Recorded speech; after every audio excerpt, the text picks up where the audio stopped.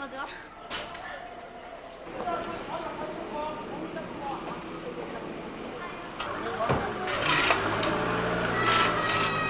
누가 뭐가 걸려? 나 지금 뒤로 찍어.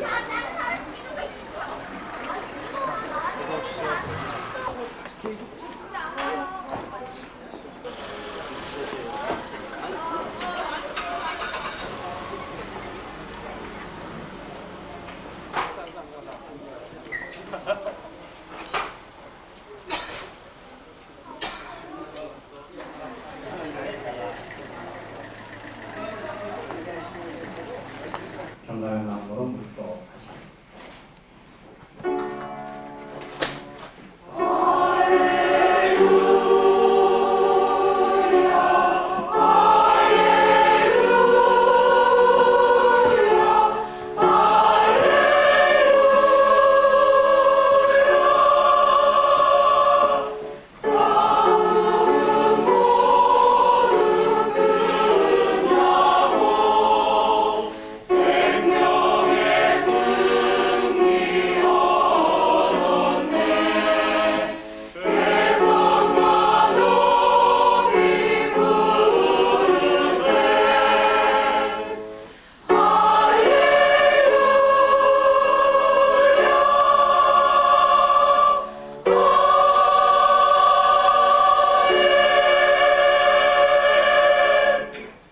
사랑하는 형제 자매들이여, 일찍이 충성되고 경건한 하나님의 자녀들이 공동 예배를 드리고 성례를 행하며 복음을 전하고 가르치는 일과 세상을 섬기는 일을 위하여 예배당을 건축하여 하나님의 영광을 드러낸 것을 우리는 알고 있습니다. 우리도 또한 하나님을 기쁘시게 하고 주의 이름을 높여 그의 영광을 드러내고자 이곳에 예배당을 건축할 계획을 세웠습니다. 이제 우리는 이 일에 시종 함께 하시고 도와주실 것을 믿고 간구하여야 할 것입니다. 다 일어나셔서 찬송가 246단을 함께 부르시겠습니다.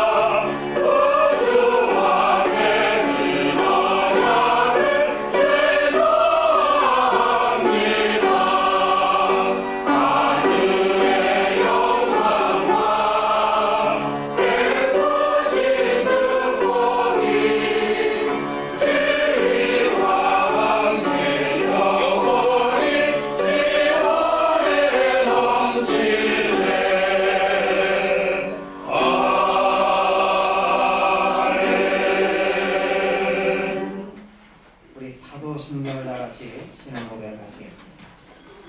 전능하사 천지를 만드신 하나님 아버지를 믿사오며 그의 아들 우리 주 예수 그리스도를 믿사오니 이는 성령으로 잉태하사 충만하게 하시고 본능이 오래하게 고난을 받으사 십자가에 못 박혀 죽으시고 장사한 뒤 사흘 만에 죽은 자 가운데서 다시 살아나시며 하늘에 오르사 전능하신 하나님 우편에 앉아 계시다가 저리서 산자와 죽은 자를 심판하러 오시리라. 성령을 믿사오며 거룩한 공의와 성도가 서로 교통하는 것과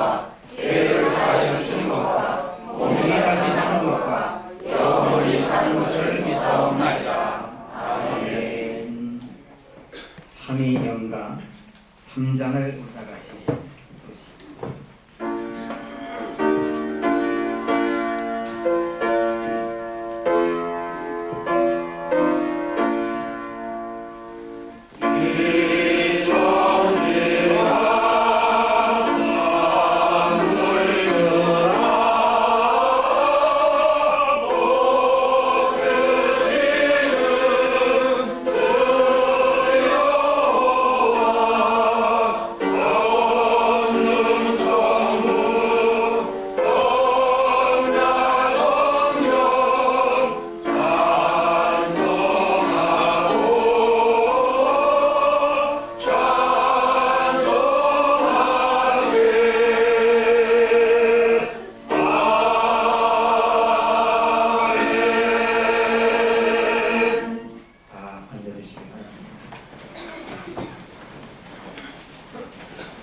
역복교회를 관하시고 수고하시는 이신경 목사님 나오셔서 기도해 주시겠습니다.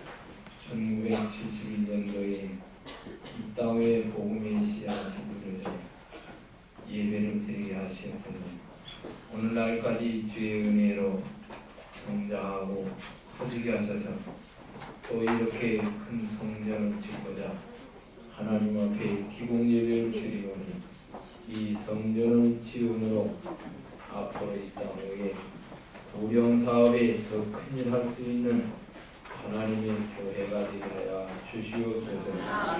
그동안 이 제장을 위해서 충성하고 봉사하고 헌신한 목사님의 영역과 온 성도들의 협력으로 충성으로 오늘 이 기쁜 날을 맞이하기도 하고 여호와 하나님께 감사를 드립니다.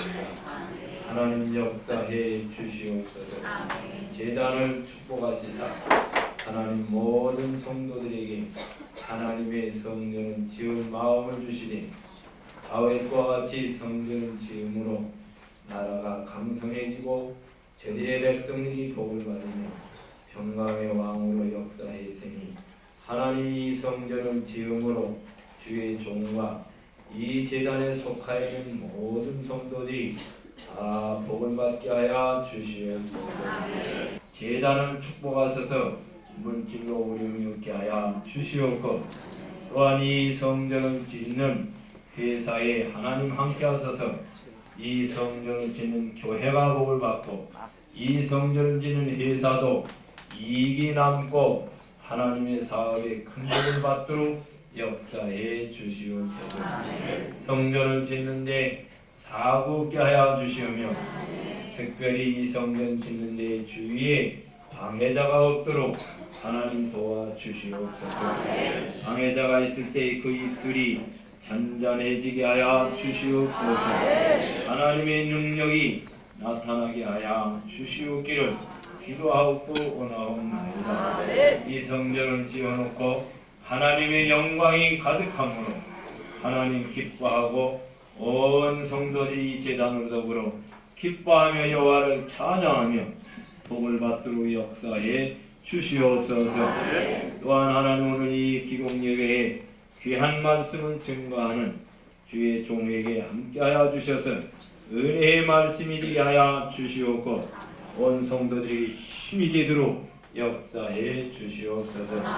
그리고 이 기공예배를 선포할 주의 종의 그 선포의 말씀이 또한 은혜롭게 역사하여 주시옵기를 간절히 기도하옵고 원하옵나이다. 하나님 이 시간 성령이 역사하셔서 아버지 역사해 주심으로 모든 일이 형통하여 잘 되어가도록 역사해 주시옵소서. 사탄 역사하지 않게 하여 주시옵소서. 이 제단을 전하는 모든 자들이 다 은혜 받게 하여 주시고 우리 목사님 일을 진두지휘해 갈 때에 하나님 명령을 주시고 때에 따라 지혜 주시고 능력 주시옵기를 기도하옵고 원하옵나이다. 주님의 이름으로 간절히 기도하옵나이다. 아멘. 이것이 너의 간증이요 이것이 너의 찬송일세 나 사는 동안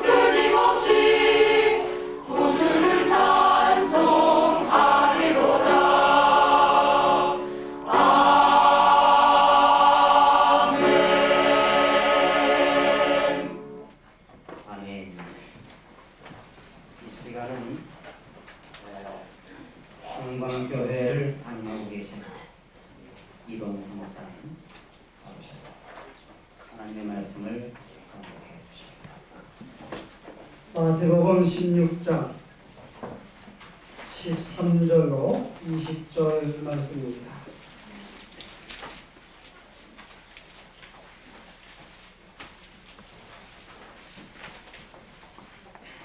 신약성서 27쪽에 있습니다. 마태복음 16장 13절로 20절 말씀을 봉독해 드리겠습니다. 예수께서 가이사랴 빌립보 지방에 이르러 제자들에게 물어 가라사대 사람들이 인자를 누구라 하느냐 가로되 더는 세례 요한 더는 엘리야 어떤 이는 에레미야라 선지자 중에 하나라 하나이다. 가라사대 너희는 나를 누구라 하느냐 시몬 베드로가 대답하여 가로되 주는 그리스도시요 살아계신 하나님의 아들이시니이다. 예수께서 대답하여 가라사대 하요나 시몬아 내가 복이 있도다. 이를 내게 알게 한 이는 혈육이 아니요 하늘에 계신 내 아버지이십니다. 또 내가 네게 이르노니 너는 베드로라. 내가 이 반석 위에 내 교회를 세우리니 음부의 권세가 이기지 못하리라. 내가 천국 열쇠를 네게 주리니 내가 땅에서 무엇이든지 매면 하늘에서도 매일 것이요 내가 땅에서 무엇이든지 풀면 하늘에서도 풀리리라 하시고 이에 제자들을 경계하사 자기가 그리스도인 것을 아무에게도 이르지 말라 하시니라. 아멘. 이 시간은 본교회 연합 성가대의 특별 찬양입니다.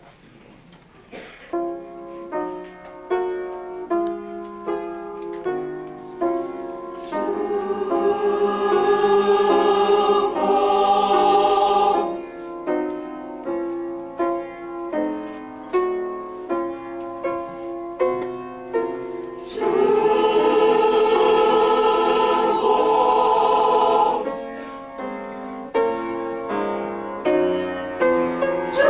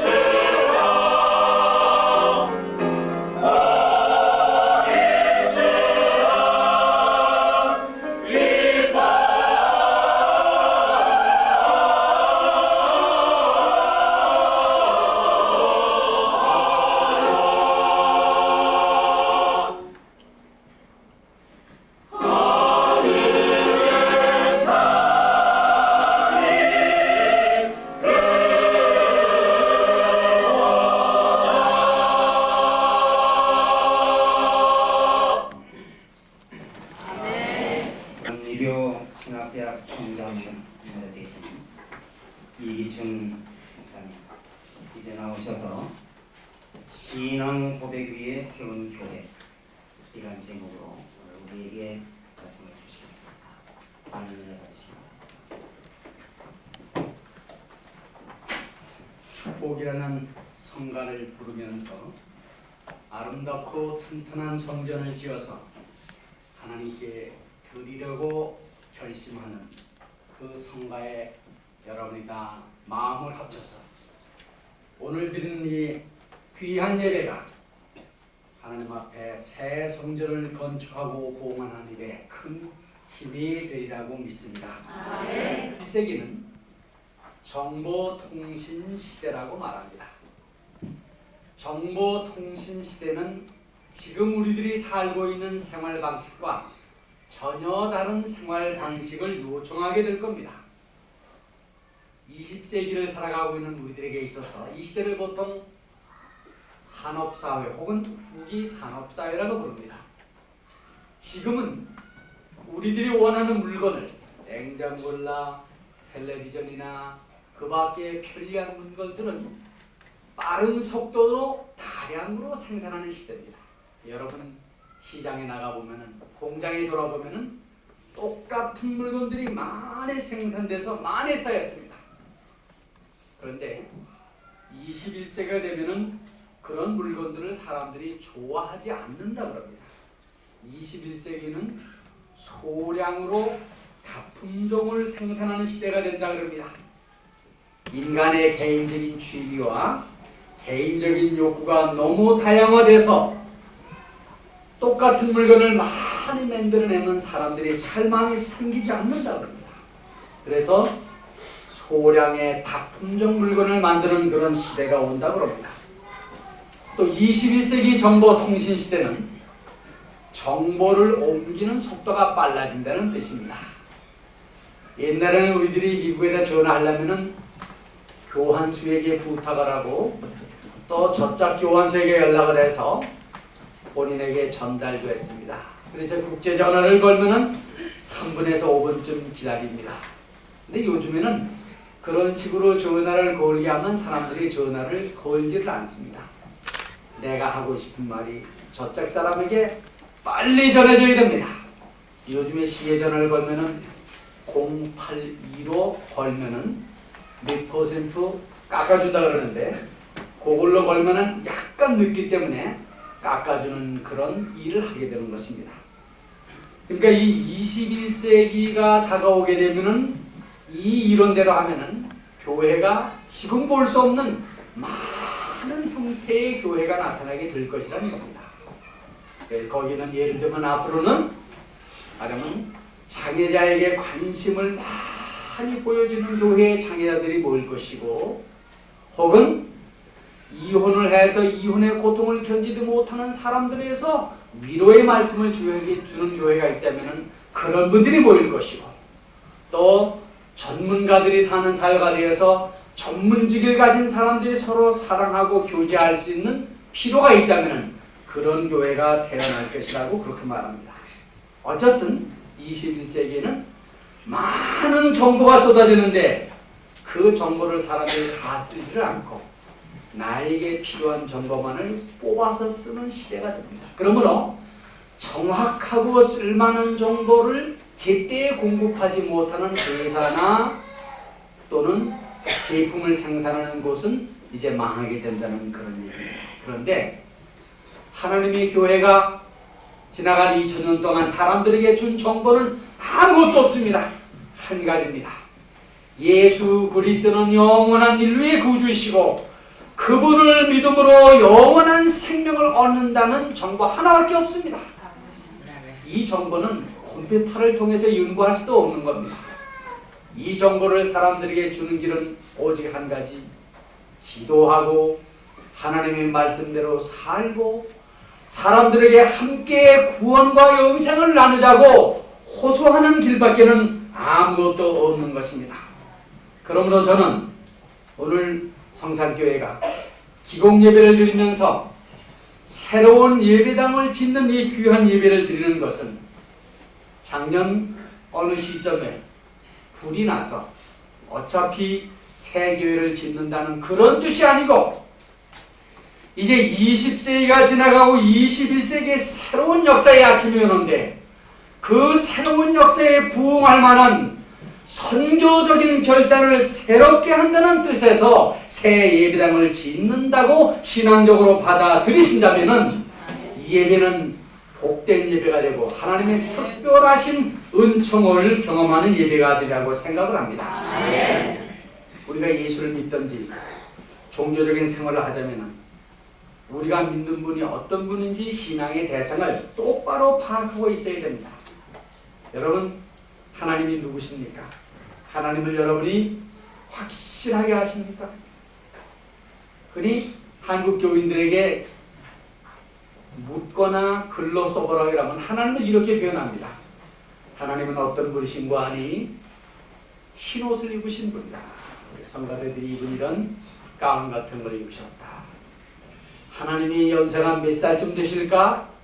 젊은 청년은 아니실 거고 시력이 다 떨어지고 기억력이 쇠퇴한 100살이 넘은 할아버지는 아니실 거고 인생의 중요한 경륜을 쌓고 성숙해서 실수하지 않는 꽤 듬직한 나이를 가지신 분이라고 그렇게 생각합니다.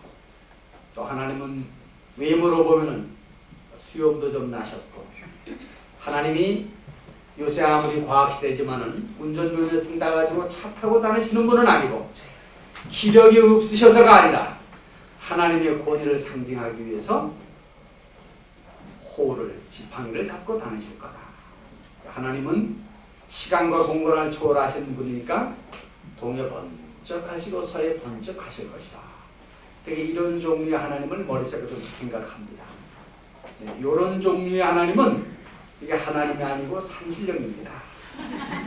전통적으로 우리 한국 사람들이 단군 신화로부터 산신령의 얘기까지 들은 바가 많아서 그 비슷하게 머릿속에 생각하고 있는데 하나님은 그런 분이 아니십니다. 하나님은 산신령이 아니세요. 산신령이 뭡니까? 산에서는 힘께나 쓰지만 땅에 내려오면 힘을 못 쓰는 게 산신령이에요. 물귀신이 뭡니까? 물속에서는 수영을 잘하는데 땅에 나오면 숨이 차서 죽는 게 아니에요. 네. 마당신이 뭡니까? 마당 안에서는 힘께나 쓰는데 울타리 밖에 나면 꼼짝 못하는 거예요.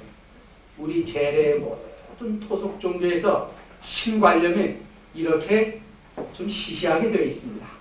그래서 하나님이 누구신가를 똑똑하게 알고 신앙 고백이 확실하게 되어 있을 때 신앙도 잘하고 우리들이 몸담은 교회도 영광스러운 빛을 발하게 될 수 있습니다.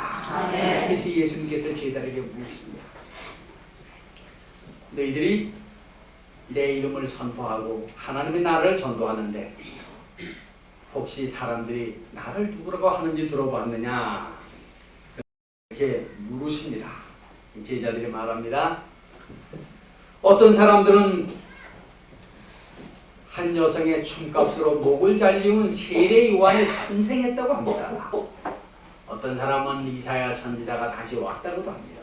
어떤 사람은 예레미야가 다시 나타났다고 합니다. 그래 보면은 사도의 대표라고 생각하는 요한과 예언자의 대표라고 하는 이사야와 예레미야가 다시 이 세상에 태어났다고 생각하는 겁니다. 그러니까 많은 사람들 생각하기를 예수님은 보통 사람은 아니고 선지자 중에 특별하신 분, 예언자 중에 특별하신 그런 분 중에 한 분 정도로 알고 있었다는 겁니다. 신앙 고백은 이런 일반적인 이해를 가지고는 되지 않습니다. 두 번째 물으십니다. 사람들이 그렇게 말한다고 한다면 너희들은 나와 함께 먹고 여행을 하고 대화를 나누는 너희들은 나를 누구라고 생각하느냐? 그렇게 물었습니다. 예수님의 제자 가운데 수장적인 항상 용맹심이 많고 실수도 잘하는 베드로가 대답합니다. 선생님은 살아계신 하나님의 아들 그리스도이십니다. 이렇게 대답했습니다. 이 대답이 너무나 잘된 대답이기 때문에 예수님께서는 시몬 바야나 곧 요나의 아들아, 이 대답을 알려주신 분은 사람이 아니라 하늘에 계신 내 아버지께서 너희에게 알려주셨기 때문에 이런 신앙 고백을 한 너에게는 큰 복이 있을 것이다 라고 복을 선언해 주셨습니다. 그때 이렇게 예수님께서 대답하십니다. 잘 들어라. 너는 베드로다. 내가 이 반석 위에 내 교회를 세울 터인데 음부의 권세가 이기지 못하리라. 내가 천국 열쇠를 내게 주리니 내가 이 땅에서 무엇이든지 매면 하늘에서도 매일 것이요 내가 땅에서 무엇이든지 풀면 하늘에서도 풀리리라. 이렇게 말씀했습니다. 베드로는 히라보로 반석이라는 뜻이고 게바는 아람어로 반석이라는 뜻입니다. 여기서는 베드로라는 말을 썼습니다. 아니 예수님께서 이 신앙 고백을 따라서 베드로의 이름까지도 완전히 바꾸어 주셨습니다. 예수님께서는 이 신앙 고백을 들으시고 너무도 훌륭한 신앙 고백이기에 내가 고백한 바로 이 신앙 고백 후에다 나의 교회를 세우리라고 말씀하셨습니다. 베드로의 신앙 고백 후에 예수님께서 교회를 세우시겠다고 말씀했습니다. 베드로는 3년 동안 예수님을 따라다니는 동안에 이 신앙 고백을 할 때가 신앙의 최고의 수준에 올라간 때입니다. 이런 신앙 고백을 하고 얼마 있다가 예수님께서 잡히시는데 예수님께서 잡히셔서 재판을 받는 주변을 돌다가 조그만 소녀에게 나 예수란 사람 절대 알지 못한다. 3번 부인하고 다 굴기 전에 눈물을 흘리고 참여했다는 얘기가 있습니다. 그러나 베드로가 이런 바른 신앙 고백할 때 그의 신앙은 최고의 수준에 올랐던 것을 확인할 수 있습니다. 이 말씀대로라면은 성산교회의 신자들의 모든 신앙 고백이 교회의 기초가 됩니다. 우리가 예배당을 짓고 기공식을 드릴 때 우리들의 신앙 고백이 시시하면은 시시한 교회가 될 것이고 여러분의 신앙 고백이 단단하면은 단단한 교회가 된다는 얘기입니다. 여러분이 몇 평 교회를 짓겠다고 하나님 앞에 고백하면 그렇게 되는 거예요. 얼만큼 아름다운 예배당을 지어서 하나님께 봉헌하겠다고 믿음으로 고백하시면 그렇게 될 수 있다는 바로 그런 얘기입니다. 여러분 에베소 2장 20절에 보면은 예수님께서 친히 모퉁이 돌이 되신다 그랬습니다. 모퉁이 돌이라고 하는 말은 지금 우리말로 번역하면 머릿돌입니다. 그러니까 여러분의 신앙 고백이 교회의 기초를 이루고 예수님께서 이 교회에 친히 머릿돌이 되는 그런 교회를 지어야만 하나님 앞에 영광 돌릴 수 있는 교회를 지을 수가 있다는 얘기입니다. 신앙 고백 위에 세운 교회는 어떤 교회입니까? 이 본 말씀의 그 교회는 죽음의 권세가 이기지 못한다고 그랬습니다. 죽음의 권세를 이기지 못하는 이 지구상에 있는 유일한 기관은 생명의 공동체인 교회입니다. 죽음의 권세란 말은 본문에 보면은 하데스의 대문이라 그럽니다. 뭐 지옥의 대문이라 그럽니다. 신앙 고백을 하고 그 후에 생명의 교회를 지으면은 지옥의 문을 잠가버릴 수 있는 능력이 생긴다는 바로 이런 뜻입니다. 이 사망의 문은 예수님의 십자가, 제자들의 처형을 의미합니다. 조금 있으면 예수님께서 달리 서서 십자가에 돌아가시게 되고 제자들은 예수님의 죽음을 뒤따라서 순교하는 비극이 오게 될 것인데 이런 죽음의 비극을 이기고 하늘나라를 선포하는 교회가 이 땅에 세워진다는 말씀이기 때문에 예수님의 12제자들이 이 말씀을 들었을 때에는 사망의 권세가 너희를 이기지 못한다라고 할 때에는 모두가 하나님의 교회를 세우기 위해서 순교의 각오를 다지는 신앙이 있었기 때문입니다. 확실한 신앙 고백 위에 세운 교회는 이 본문 말씀을 보면 열쇠를 받게 됩니다. 열쇠는 누가 받습니까? 열쇠는 가장 신임을 받는 사람에게만 맡기는 비장의 물건입니다. 열쇠를 받는 사람은 열쇠를 주는 사람과 가장 가까운 관계에 있어야 됩니다. 그 열쇠를 함부로 사용하지 않는다는 보장이 있는 사람에게만 열쇠를 줍니다. 성경 말씀에 보면 이 열쇠에 대해서 몇 군데서 중요한 표현을 하고 있습니다. 이사야서 20장 22절에 이런 말씀이 있습니다. 내가 또 다윗 집의 열쇠를 그의 어깨에 두리니 그가 열면 닫을 자가 없겠고 닫으면 열 자가 없으리라. 이 말씀은 히스기야 임금이 유다를 다스릴 때 아시리아의 임금 사르곤 2세가 죽고 산헤립이 유다를 쳐들어왔습니다.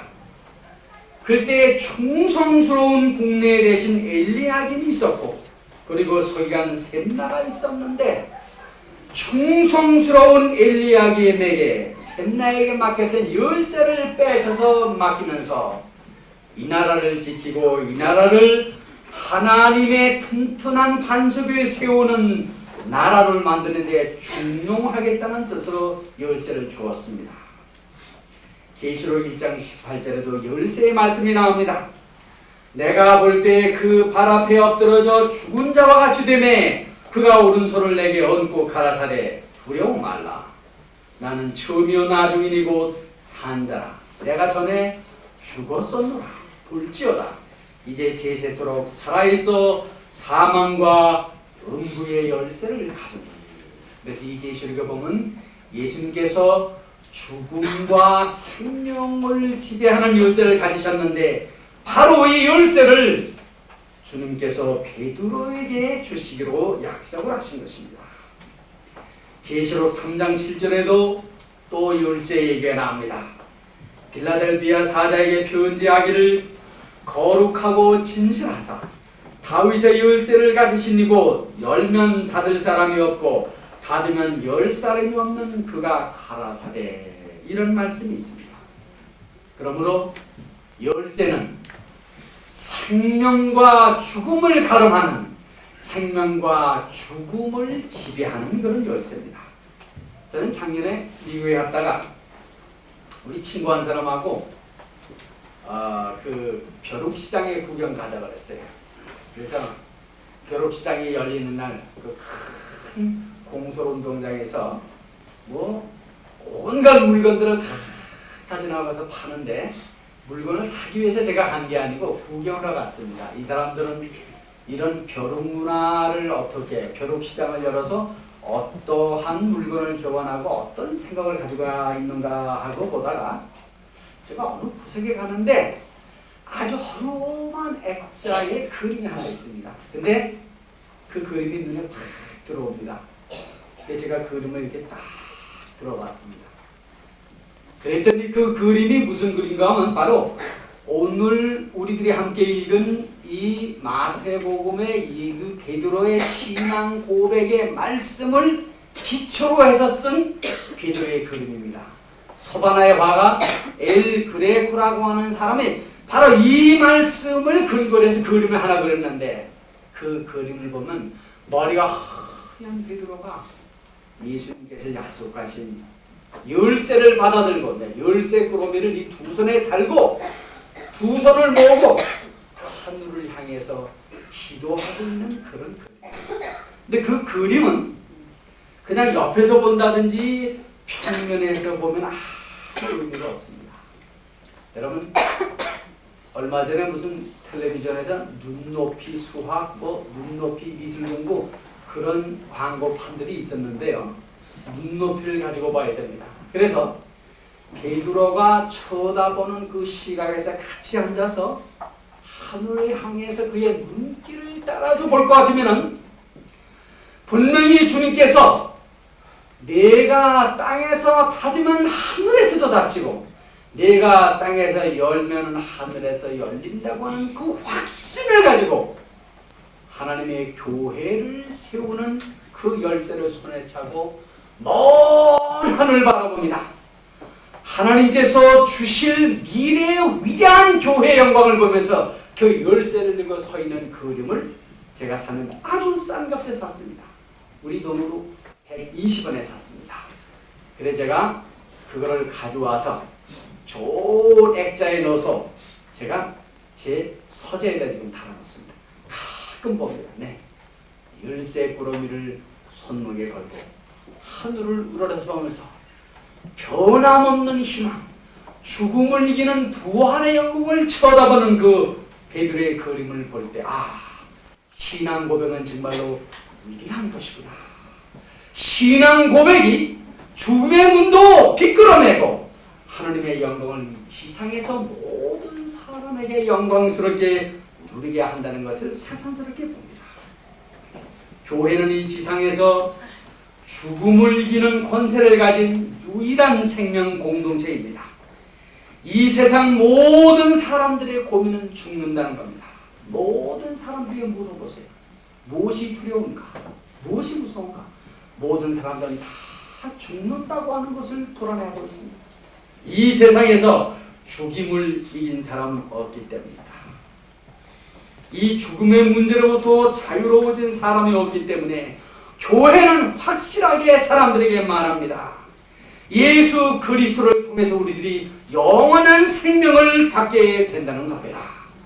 세례를 받으신 성도 여러분, 여러분은 이미 영원한 생명을 몸속에 간직하신 영원한 존재가 되어 있습니다. 저는 우리나라 문화재 가운데서 고려 청자를 좋아합니다. 고려 청자를 가지고 있지 못해 그냥 보는 것으로 좋아합니다. 제가요 중국에 가서 중국 학자들하고 뭐 좀 세미나를 한번 했는데 중국 사람들이요 한국 사람들 얼마나 멸시하는지 모릅니다. 앞으로 중국에 여행 가실 분들은 조심하셔야 됩니다. 왜 한국 사람을 무시하는가 하면요, 한국 사람들이 여행하는 태도가 못마땅한 거예요. 왜 못마땅한가 하면 술 많이 자시는 한국 분들은 가서 술 많이 먹고 그냥 이렇게 따레를 꺼내가지고 너도 100달러 너도 100달러 가져가면 예쁘게 팁을 주기 때문에 저런 사람들이 정신이 있는 사람이냐 없는 사람이냐 그거를 말하고, 두 번째는 우리가 쓰는 한문이라든지 무슨 이 삼강오린이라는 유교의 교훈을 다 중국 사람들에게서 빌려온 문화이기 때문에 우리들이 만들어 놓은 문학을 쓰는 사람들이라 그런 뜻입니다. 그래서 한국 사람들은 우리보다 역긴 사람이고 어찌어찌 하다가 우리보다 좀 돈을 먼저 벌어서 예쁘게 쓰는 사람, 그리고 가짜 물건 잘 사가는 사람들이다 이렇게 아주 억수 여깁니다. 그때 세미나 하는데요 얼마나 한국 학자들을 무시하는지 몰라요. 도자기도 설명하는데 한국 도자기는 요만하고 요만한데 우리 도자기는 사람이 두세 사람 들어갔다 나올 수 있는 것이라고 이렇게 도자기 앞에 가서 자랑하고. 그런데요 청자를 소개하는 시간이 왔습니다. 청자. 근데 중국 학자가 갑자기 태도가 달라져요. 약간 좀 부끄러워하고요 어떻게 좀 주저주저하면서 청자를 소개하는데, 선생님들 한국에서 오신 선생님들 청자라 하면은 고려 청자죠. 중국의 이 청자는 고려 청자에 비하면 너무 보잘것없습니다. 제가 설명하지 않고 그냥 지나가겠습니다. 세계에서 제일 좋은 청자는 한국에 있으니까 돌아가시면 거기서 보시기 바랍니다. 그래요. 저는 돌아와서 고려 청자를 다시 한번 가보고요 고려 청자 만드는 방법을 한번 읽어봤어요. 여러분, 고려 청자 만드는 방법은요 다른 청자 만드는 방법하고 아무것도 다르지 않아요. 흙, 고려 청자를 만들기 필요한 흙을 갖다가 채로 쳐서 불순물 골라내고 손으로 탁 뒤져서 티겁도 골라내고 제일 먼저 하는 게 물을 붓는 겁니다. 물을 넣어서 반죽을 만드는 거예요.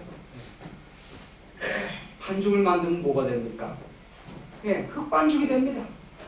발로 밟고 손으로 다듬습니다. 계속 물로 일단 한번 거듭나게 되더라고요. 두 번째는 어디에 거듭나게 되는가 하면 불로 거듭나게 됩니다. 이 흙으로 빚은 도자기가 유약을 칠해서 흙가마에 넣습니다. 고려 청자는 몇 도까지 열을 올려야 되는가 하면 1260도까지 열을 올려야 된답니다. 지금은 가스불로 도자기를 굽기 때문에 1260도 맞추는 게 간단합니다. 네. 1100도, 200도, 600 끄면 됩니다. 근데 옛날에 흙가마에다가 불을 뗄 때는 이 도공들이 말이에요. 정신을 바짝 차리고 아침부터 저 높은 산에 올라가서 정한스러운 몸을 닦고 그리고 장작을 집혀서 불을 떼는데 맨날 며칠을 떼는데요.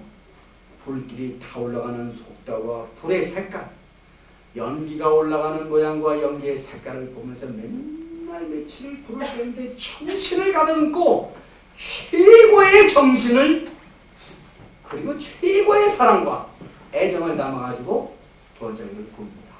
그래서 1260도라고 손으로 얼음 만들어서 감이 올 때 불을 탁 끄고 끄집어내는데 원료는 얼마 안 듭니다. 흙에다가 물 반죽해서 유약 칠해서 집어넣었던 건데 그게 꺼내서 고려 청자가 되면은 값이 얼마인가 하면은 작년 2월 달에 미국에 있는 소도비 경매장에서 우리나라의 고려 청자가 30cm밖에 안 되는 조그만 고려 청자가 얼마에 팔렸는가 하면은 12억 원에 팔렸다고 신문에 보도가 있습니다. 조그만 청자 하나가 12억 원이에요. 이건 값을 매기자니까 값을 매긴 거지 원칙적으로 말하면 값이 없는 겁니다. 왜 이 도자기 하나가 12억 원이 나갑니까? 아무것도 아닙니다. 이 도자기를 굽는 사람의 태도 때문에 이렇게 비쌉니다. 정성을 다하고 영혼을 다하고 마음을 다해서 생명을 불어넣는 그런 마음으로 이 도자기를 구웠기 때문에 그 도자기가 그렇게 비싼 겁니다. 고려 청장에서 영원한 겁니다. 고려 청장은 아무것도 담아두지 않습니다. 거기다 쌀도 담지 않고 술도 담지 않습니다. 비워놓습니다. 왜? 이미 도자기를 만든 사람의 정신이 꽉 들어가 있기 때문에 다른 것을 넣으면 안 됩니다. 여러분, 하나님의 교회를 어떻게 지실 겁니까? 고려 청자처럼 지어야 되지 않겠습니까? 그 속에는 아무것도 들어가지 않습니다. 영원하신 하나님의 말씀만을 담는 고려 청자 같은 교회를 지어야 되겠습니다. 기도와 사랑과 물질과 정성과 이 모든 것들을 주는 그리스도시요 살아계신 하나님의 아들이십니다.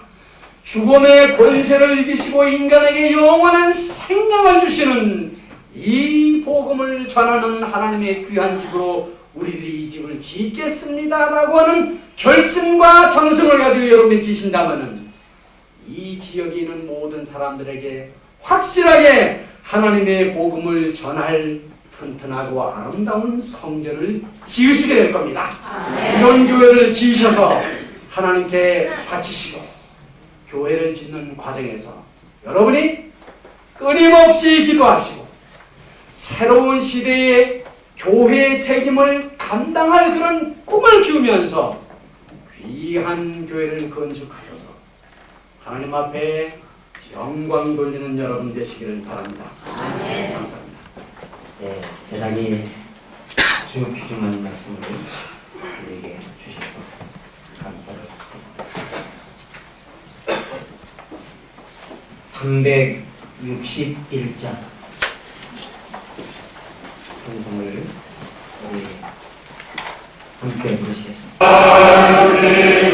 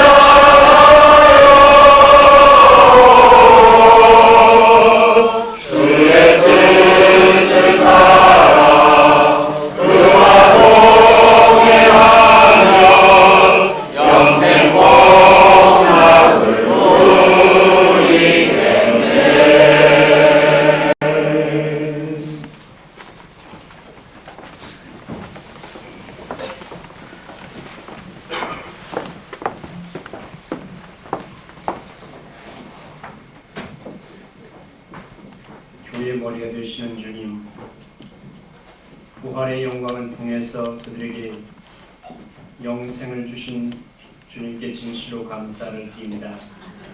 하나님께서 이곳에 25년 전에 아름다운 성전터를 잡으시고 주님 아름답게 구원의 역사를 이루신 것을 감사를 드립니다. 다시 하나님 아버지는 이곳에 새로운 성전을 건축하게 하신 아버지 하나님, 우리 성산교회 사랑하는 성도들이 마음과 뜻과 정성을 모두 와서 하나님 앞에 성전을 짓기로 결심하여 고백하면서 이 시간 머리를 숙였습니다.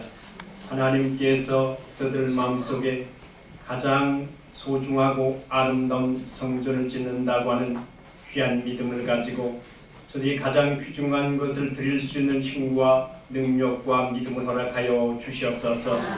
주께서 이 시간도 하나님 저들이 드려진 손길 아름답게 받으소서. 하나님의 필요한 귀한 제단을 위해서 벽돌 한 장 한 장이 쌓아 올라져 갈 때 하나님께서 영광을 받으시며 저들은 기뻐 평화로운 마음을 가지게 축복해 주시옵소서. 이 성전이 하나님 기공에서 다 맞춰질 때까지 하나님의 물질이 마르지 않는 아름다운 역사를 이루어가게 축복해 주시옵소서. 감사하며 예수님의 이름으로 기도 올렸사옵나이다. 본교회 건축위원장으로 수고하신 고재위원장입니다. 봉사에 대한 설명. 하나님 앞에 감사를 드립니다. 그리고 이렇게 유인물에 보면은 교회 건축 발자취라는 것은 시간 관계로 유인물을 잔호하고 앞으로 저희들이 건축할 모든 부분만이 말씀드리겠습니다. 건평 220평에 850평을 지으려고 합니다. 그래서 지하 1, 2층 268평을 대예배실로 짓고 그 다음에 1층은 주차장으로 사용하고 2, 3층은 보육시설로 하려고 합니다. 그리고 4층은 선교실과 교육실, 5층에는 사무실과 회의실로, 그 다음에 옥탑을 6층으로 이렇게 합니다.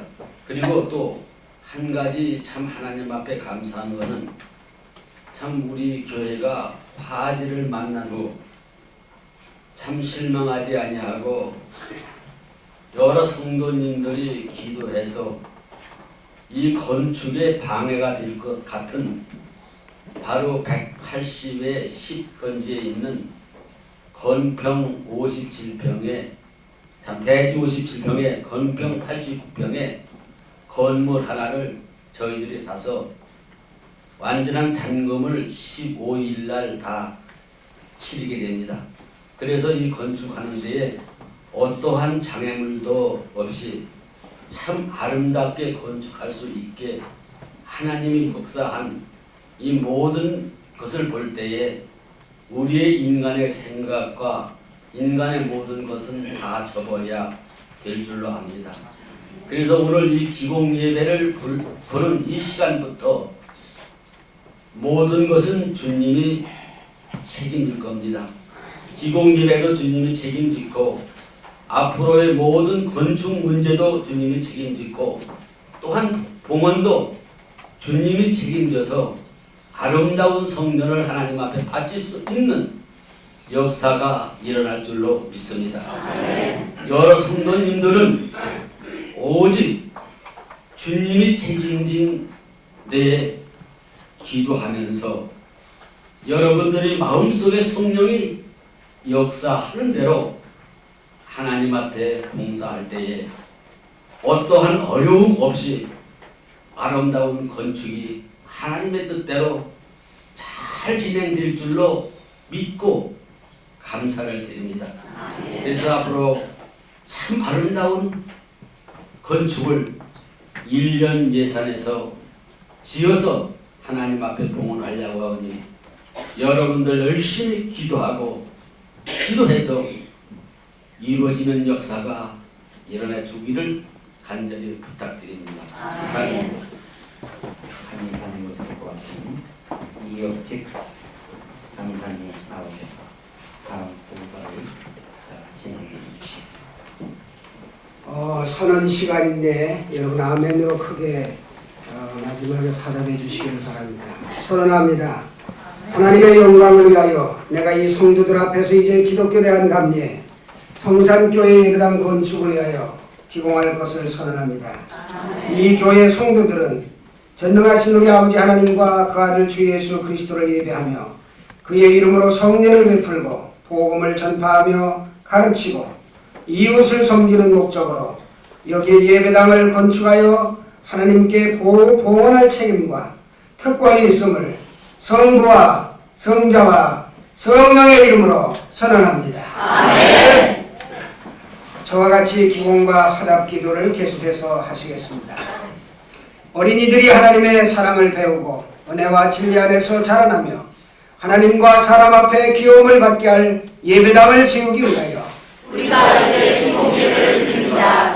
젊은이들이 예배하고 기도하며 봉헌하면서 그리스도인으로 성장할 예배당을 세우기 위하여 우리가 이제 기공 예배를 드립니다. 수고하고 무거운 짐을 진 모든 사람들이 세상에서 얻을 수 없는 내적 평안을 얻게 할 예배당을 세우기 위하여 우리가 이제 기공 예배를 드립니다. 모든 사람들이 마음의 안식을 얻고 모든 고통에서 자유와 해방을 누리며 죄에서 구수함을 받을 예배당을 세우기 위하여 우리가 이제 기공 예배를 드립니다. 하나님의 은혜가 나타나고 인류애가 발휘되며 우리의 가정이 그리스도하여 모든 가족들이 기독교 생활의 창조적인 중심체가 되게 할 예배당을 세우기 위하여 우리가 이제 기공 예배를 드립니다. 그 안에서 겸손히 엎드려 믿음으로 순종하는 모든 사람들에게 영원한 생명을 가져오게 할 예배당을 세우기 위하여 우리가 이제 기공 예배를 드립니다. 이제 기도하시는 마음으로 하겠습니다. 전능하셔서 하늘과 땅과 바다와 그 안에 있는 만물을 지으신 하나님, 오늘 우리가 주님의 은혜로 누리는 모든 기업과 특권을 생각하며 감사를 드립니다. 오늘 주께서 우리의 마음과 생각을 주장하셔서 이 엄숙한 과업을 시작하게 하심을 감사하며 우리에게 힘과 지혜와 총명을 주셔서 이 귀한 일을 위하여 우리의 재물뿐만 아니라 우리 자신을 하나님께 바칠 수 있게 하옵소서. 주님의 온전하신 사랑의 법을 깨달아 우리에게 주님의 기쁨을 충만케 하시고 즐거운 마음으로 주님의 영광을 위하여 우리의 평생을 바치게 하옵소서. 주여 우리의 기도를 들으소서. 아멘.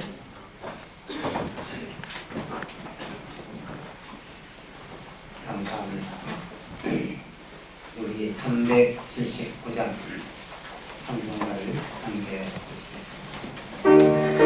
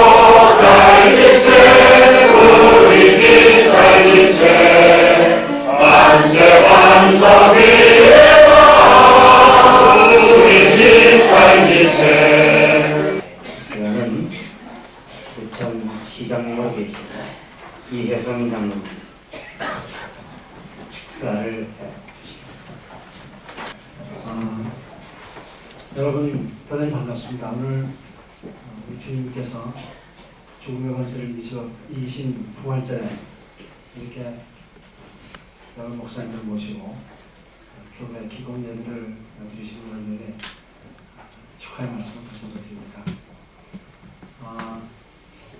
제가 지금 이 자리에 앉아서 왜 저한테 축사를 하라고 그러셨을까? 그런 생각을 잠시 해봤습니다. 목사님들도 많이 계신데, 첫째는 지난번 6.27 선거 때 이 성산교회에 계신 우리 교우들이 저를 위해서 많은 기도하신 걸 제가 압니다. 그래서 이번에 집 줄 때 신세 좀 갚아라 하시는 뜻으로 우리 집사를 꼭 잘 해야 되겠다는 생각을 하고 나왔습니다. 또 한 가지는 제가 사는 동네가 이 동네입니다. 이 동네에 교회를 세우는데 네가 와서 축사를 안 하면 되겠냐 하신 뜻으로 제가 이해를 합니다. 저희 동네가 아주 터가 생대했습니다. 25년 전에 제가 대학교를 다닐 때에 이곳에 교회를 시작하시고 이 교회가 복음화하는 데에 앞장을 서신 성산교회에 늘 제가 감사한 마음을 가지고 있습니다. 저희 가족도 이 교회에 지금 다니고 있고 저희 큰형님도 요새 수십 년 동안 교회 나가는 저를 핍박을 하더니 한 3년 전서부터 교회에 열심히 나갑니다. 성경을 저보다 더 많이 보고. 그래서 이 성산교회는 제가 늘 빚을 지고 사는 기분으로 이렇게 보고 있습니다. 교회를 지시려고 하면 많은 어려움이 있을 겁니다. 요새는 그런 일이 없겠지만 슬슬 관에서 나와서 차비도 좀 못 나갈지 모릅니다. 그건 제가 맡겠습니다. 또 집 짓는데 이런저런 시비가 있을 수 있겠습니다. 그거는 저희들이 관에서 처리한지는 제가 열심히 쫓아다니면서 맡고 제 교회를 짓는 것처럼 그렇게 자주 돌아보겠습니다. 여기 동장님께서도 오셨는데 아까 제가 동장님께 그랬습니다. 교회 짓는 데 협조를 열심히 하시고 다음 주에서부터는 예수 믿고 이 교회를 좀 꼭 따라와. 모르겠습니다. 저한테는 그러겠느라고 약속을 했는데 하나님께서 저 귀에 저 마음에 하나님의 밭을 내리셔서 교회에 나오실 줄을 믿습니다. 또 한 가지로는 여러분 우리 성산교회가 그동안 많이 기도를 하시고 많이 준비를 하셨지만 교회 짓는 데는 돈을 다 준비해놓고 짓는 교회를 모르겠습니다. 제가 아직 나이가 얼마 안 돼서 경험이 부족해서 그런 건 모르지만 교회 짓는 데 돈을 다 마련해놓고 교회 짓는 교회를 본 적이 없습니다. 우리 성산교회도 그러리라고 생각합니다. 교회를 짓는 중에 여러분들의 마음을 하나로 단단히 묶으시고 절대로 이 교회 짓는 것 때문에 만에 하나 시험에 든 분이 한 분도 안 계시기를 바랍니다. 그렇게 되리라고 믿습니다. 그렇게 해서 좋은 교회 지으시고 우리 소사 본일동 하나님 뜻이 아주 잘 편만하게 펴지는 그런 동네가 되기를 바라고 여기를 시작으로 해서 부천이 성시화되는 기간을 단축할 수 있게 되기를 바랍니다. 또 여러 교인들이 이곳에서 기도하는 기도 소리가 하나님의 큰 응답을 받아서 하나님의 말씀을 온 세상에 전하는 좋은 훌륭한 그런 교회가 되시기를 바랍니다. 우리 기호정 목사님은 제가 평상시에 늘 존경하는 목사님입니다. 어떻게 보면 제 형님 비슷하기도 하고 목사님도 가만히 보면 잘생기신 데가 별로 없고 저도 잘생긴 데가 별로 없는 사람이에요. 그런데 목사님 좋으신 건 늘 웃고 다니세요. 저도 늘 웃고 다니는 편입니다. 여러분 목사님 교회 지시는 일이 여러분 다 기도하시고 힘드시지만 목사님은 노심초사 아마 제가 보기에는 밤잠 설치시는 날이 훨씬 더 많으리라고 생각합니다. 목사님 위해서 많이 기도를 해주시기를 바랍니다. 저도 기도하겠습니다. 고맙습니다.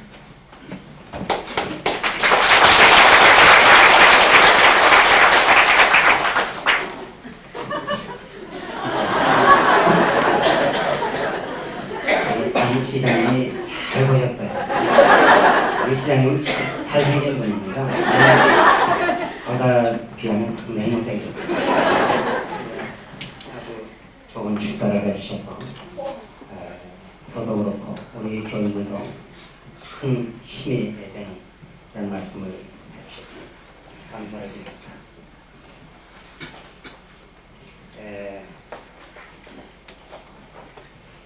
여기 시간이 좀 갔습니다만 우리 교회 건축 단장치 소사동의 복음의 씨가 요즘 한번 보시죠.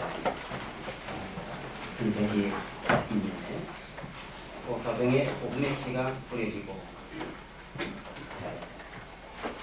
사실은 우리 부천 제1교회에서 세석을 띄워주어서 그것이 동기가 돼서 오늘의 이 교회가 된 것입니다. 우리 제1교회가 우리 큰 집이에요. 복음의 싹이 돋아나고 그리고 점점 자라서 오늘의 이 교회를 이만큼 성장하고 발전하게 됐습니다. 여기 이제 보면 1차, 2차, 3차에 걸쳐서 이 교회가 증축이 되고 이만큼 됐는데 그만 화제를 2번씩 만나서 참 별 면목이 없습니다. 그것이 하나님의 뜻으로 알고 오늘 우리 기본 예배를 드리게 됐습니다.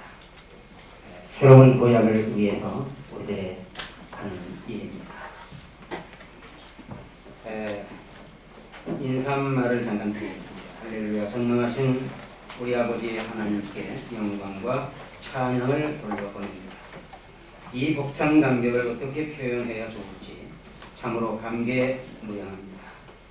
황무지 같은 이 벌판에 지금부터 24년 전인 1972년에 하나님의 거룩한 성전이 세워지고 무수한 영혼들을 구원하신 하나님은 다시 새로운 성전을 건축하라고 사명을 허락하셔서 성산의 모든 성도들이 분연히 일어서서 기쁘게 이 사명을 감당하려고 오늘 기본 예배를 드리게 되었습니다. 다윗에게도 허락하지 않으셨던 이 위대한 성전 건축의 역사를 하나님께서는 우리에게 허락하셨습니다. 우리는 믿음과 순종으로 하나님의 거룩하신 명령을 따라 이 위협을 이루어 드림으로써 하나님께 영광을 돌려드리려고 합니다.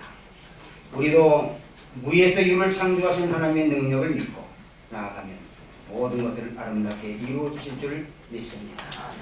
이제는 받는 교회가 아니라 주는 교회로 힘을 모아 전진해 나아갈 계획입니다. 불우한 환경에 있는 사람들과 도움을 필요로 하는 이들에게 좀 더 주님의 사랑을 베풀려고 합니다. 우리 주님은 세상 끝까지 나아가 나의 증인이 되라고 명령하셨는데 아름다운 주의 교회를 세워 명실공히 교회의 사명을 다하여 이 땅 위에 하나님 나라 건설을 착실히 이루어 나가려고 합니다.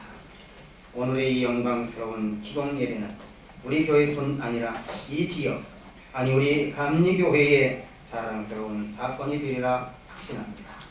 바쁘신 중에도 찾아주셔서 하나님께 영광을 돌리고 우리에게 용기와 힘을 얻게 하신 여러분과 특별히 감리교 신학대학 총장이신 이기춘 박사님을 비롯해서 순서를 맡아주신 목사님들과 축사를 해주신 부천시장 이혜선 장로님과 그리고 여기에 모이신 여러분들에게 진심으로 감사의 말씀을 드립니다. 하루속히 착공하여 하나님의 은혜 안에서 교회가 완공되어 봉헌할 수 있도록 끊임없는 기도를 부탁드리며 섬기시는 교회와 가정과 일도 위에 하나님의 은총이 넘치시기를 간절히 바랍니다. 주 1996년 4월 7일 부활주 담임목사 김유주 성산교회 성도 일동입니다.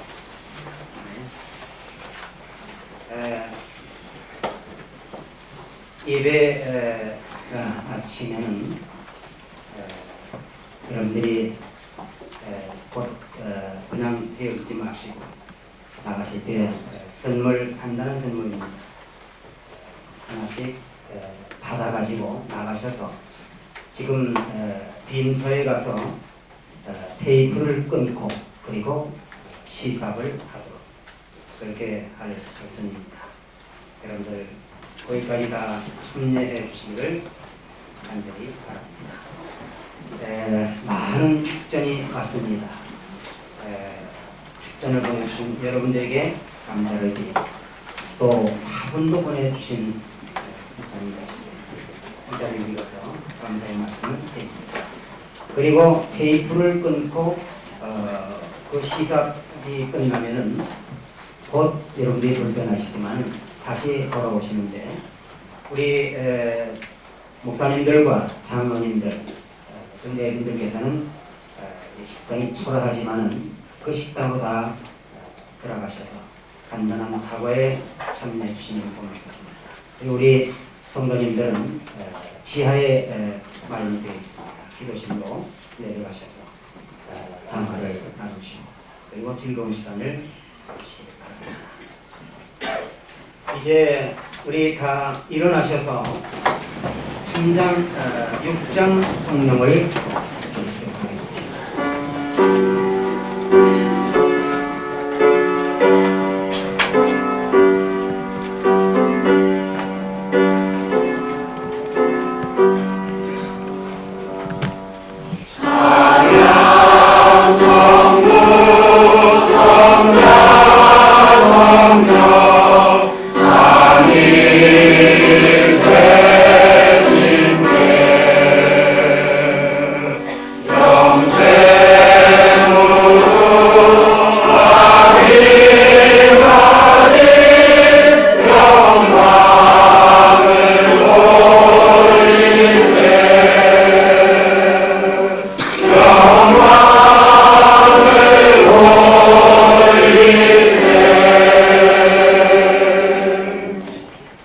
소망교회를 담임하신 이봉희 목사님 나오셔서 축도를 해 주시겠습니다.